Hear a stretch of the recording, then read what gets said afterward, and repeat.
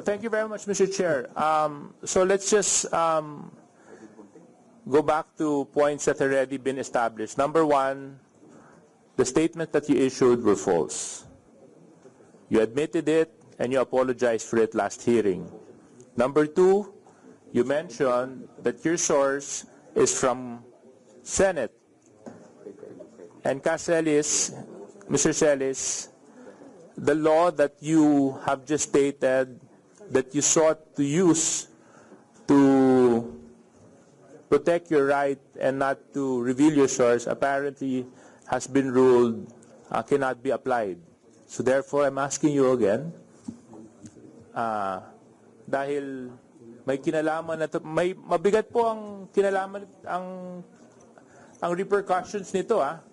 You're talking about interparliamentary relationships between the House of Representatives and between the Senate. And none other than the Senate President has already issued a statement about this. So I don't think you see the gravity of the statements that you have issued between both houses in Congress. Now, Mr. Celis,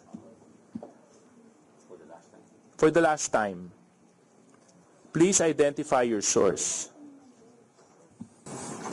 Mr. Chairman, may I be allowed to answer? Mr. Chair, this is the fourth time I asked Mr. Celis this question. And every time I asked him his question, ang laki ng introduction, wala pa rin yung sagot.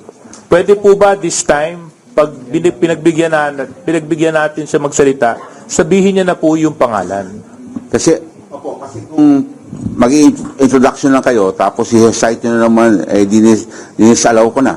Sabi ko na hindi namin kayang tanggapin yung SOTO law for this particular issues. And we provided the basis for that too. Sa mga binigkas yung provision, doon ko mismo hinugot ko yung argumento namin. Ngayon, kung hindi ko yung sasagot, we will not allow you anymore. Kasi nagre-request si Congressman Suarez ng kasagutan, pangalan ang kailangan niya. Okay. Mr. Chairman, bibigay ba po kayo mo ng pangalan o hindi? may I request that I be allowed to confer with my legal counsel, please? Oh, they're right beside you. They can confer. Yeah. May I request for at least yes. a 1-minute conference with them? Please. Okay.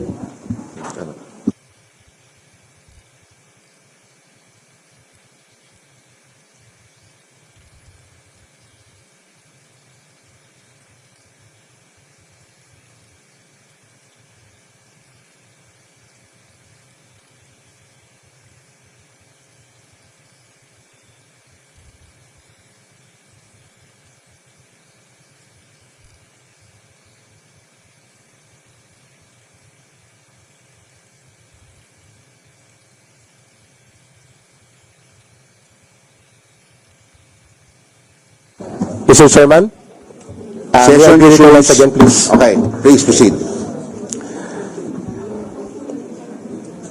In our constitutional democracy, only the courts can interpret the laws, not Congress. Okay. So I will not answer that question because I believe Congress does not have the right to interpret laws. Okay. It is with Mr. Chair. Congress to pass laws, but not to interpret laws. Mr. Salamat Chair. po. I take back my statements previously. Mr. Chair. Okay, the Honorable Toby Chanco is recognized. Mr. Chair, in the sense of fairness, since we really want to know the source, para malaman natin kung ano talaga yung pinagkakalat nito, would we allow Mr. Celis, Eric, to reveal the source in executive session? Would the chair allow? Yes, Eric.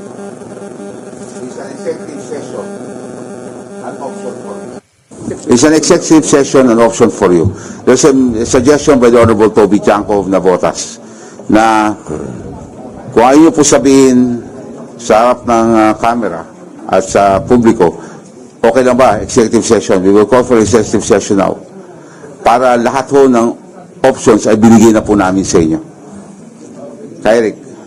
That would be very dangerous for other media practitioners present here because it will create a very dangerous and negative precedence on the protection of source provided by law. I will refuse still. Salamat po. Mr. Chair, The Honorable Toby Chanco is still recognized for a follow-up question. No, I just wanted to manifest that the reason that we're suggesting an executive session is to show na tayo naman, hindi naman tayo, na binibigyan natin siya ng pagkakataon na i-reveal. Kung talagang gusto niya pangalagaan, at least an executive session. But it seems ayaw niya pa rin po, Mr. Chair. Mr. Chair, it is very clear that Mr. Celis does not want to answer the question to reveal the source, whether in this inquiry or in executive session. So therefore, Mr. Chair, under Section 11, the power to contempt, letter E, grounds for contempt is for a resource person refusal to answer any relevant inquiry. Actually, Mr. Chair, Mr. Celis has already violated two provisions of Section 11. The first one, acting in a disrespectful manner, and the second one, which is very more important rather, is his refusal to answer the question in a relevant inquiry. On this note, Mr. Chair, I move to contempt, to cite for contempt Mr. Celis for on these two grounds under Section 11. So move, Mr. Chair. There's a motion. Second the motion.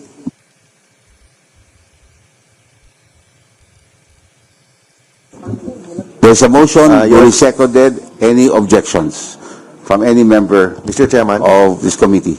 There being no objections, on a unanimous vote, the Ka-Eric is cited for Mr. contempt. Chairman, may I be recognized? I ask the Sergeant of Arms to please take the Mr. Chair, Ka-Eric. Mr. Chair, Mr. Chairman, Mr. Chairman, Mr. Chairman.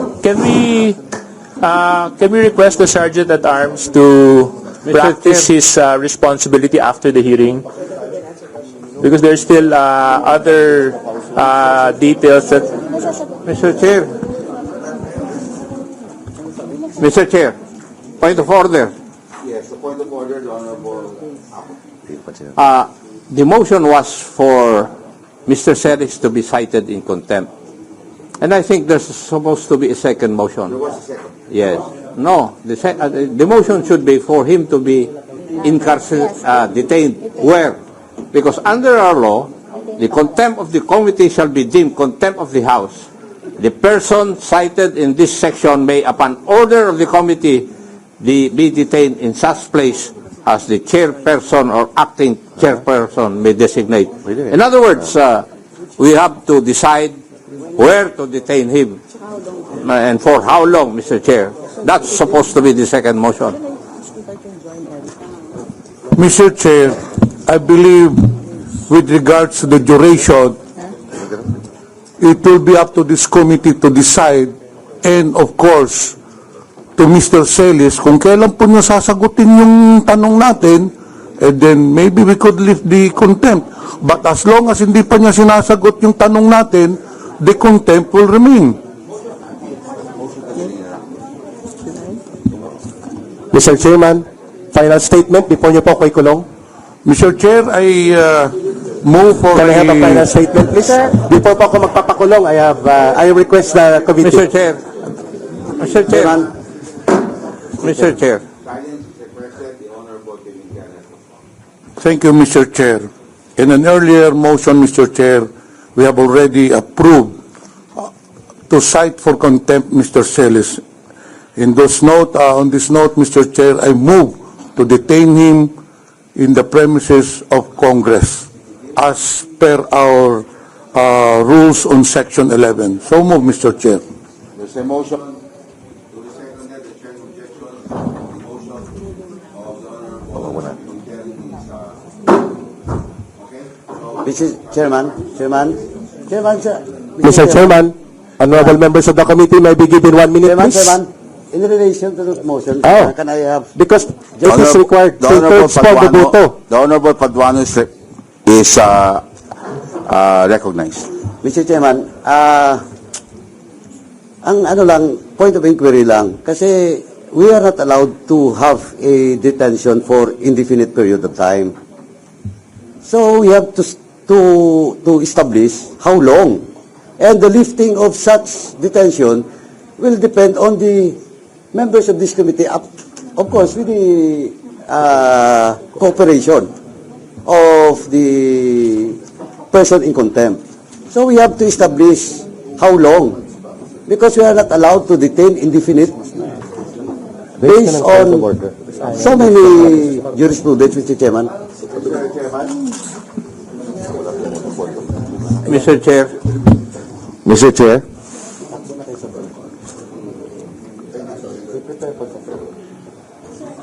Mr. Chair. Honorable Akop is recognized. Yes, there's a decision by the Supreme Court that we cannot detain a person indefinitely.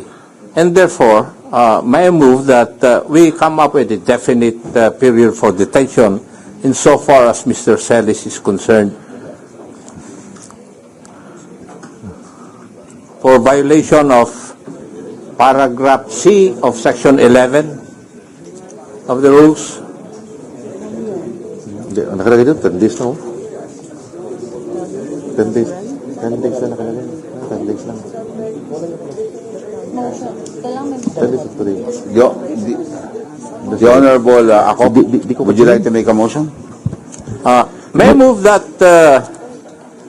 Mr. Celis be detained for being cited in contempt for violation of Section 11, Paragraph C, refusal to answer any relevant inquiry by the members of this committee for a period of 30 days? Mr. Chairman? Hindi ko pa sinan. He will go on break on December 30 unless he files a motion for reconsideration. We have done this in the different committees already. Mr. Chair, There's a motion. The Honorable permitted. the reason why we cited Mr. Celis for contempt is because he does not want to answer The question. the question. That is precisely why he violated paragraph C. So why will we give him a timeline? Kung kahit na hindi pala siya sumagot, papalabasin natin si Mr. Celis. The reason why we cited him for contempt, gusto nga natin nasagutin niya yung relevant inquiry natin, nasagutin niya kung sino yung source niya. So I believe that we should not give a timeline, Mr. Chair. After Mr. Chairman, fighting Mr. Chairman. the jurisprudence, Mr. Chair, I submit to the wisdom of this committee. Mr. Chairman,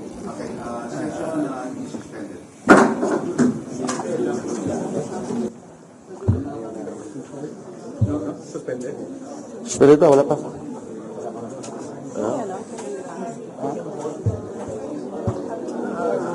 Wala kang contumacious act. Wala kang contumacious act. Pwede ka meron, pero wala kang nagawa ng contumacious act. Pwede rin. Pwede rin.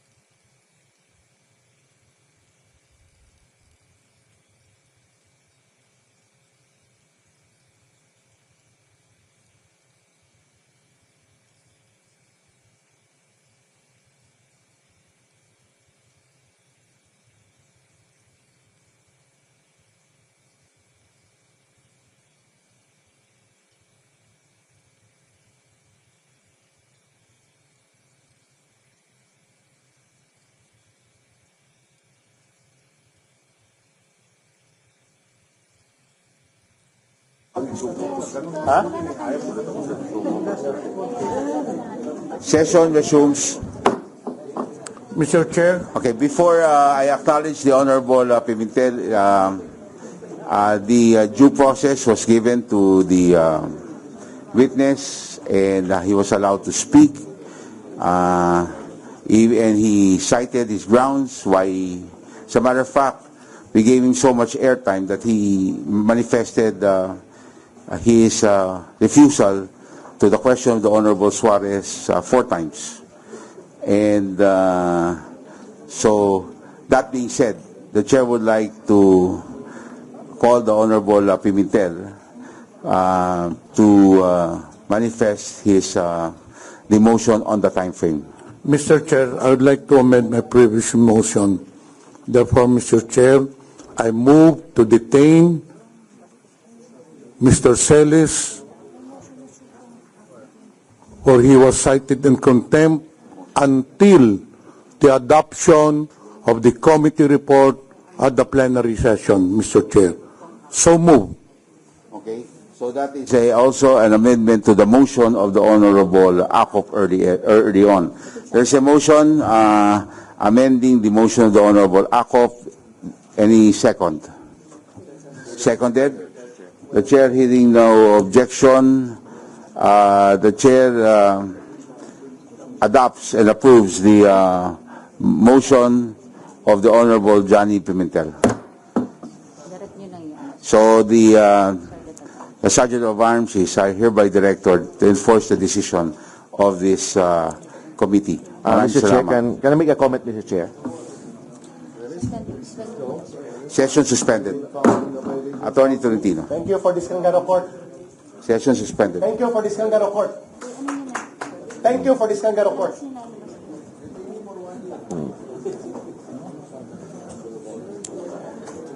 Yes.